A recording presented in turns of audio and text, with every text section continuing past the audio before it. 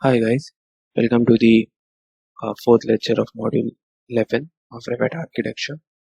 In this lecture we'll be talking about how to make roof by extrusion. We have seen roof by footprint, so now we'll be seeing roof by extrusion. So I'll select the extrusion and then this workplane box appears. So we have seen this part earlier in the last module. So I'll click on extrusion. Yeah, so I select here as no name is there. We haven't made any work planes yet. So I'll pick a plane like this and then click on OK and select this. And then you can see that I have two options here.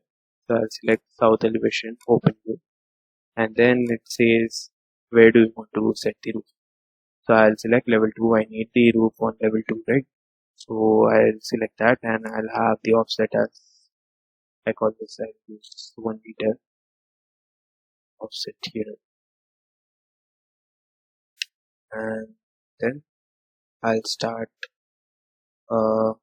setting the roof. So to set the roof, I'll use this start and end curve.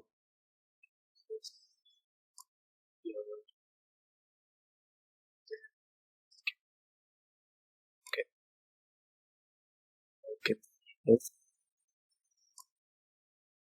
here. So you can see that this roof has been made. So I'd use different. We used extrusion method this time. You can see that by footprints you can't make these kind of roof here. So but by extrusion you get this option to make these attach. Like you can make curves and any kind of roof you want. I'll show another type here. So I'll just go on and do it. So I'll select one. You can see you have different options here. You can use any kind of roof you want. You can do that. You just need to make sure that it's been complete. So you need an open loop here, but you need to make sure that all lines are intact. We don't need any gap here. So here you can make any kind of roof here.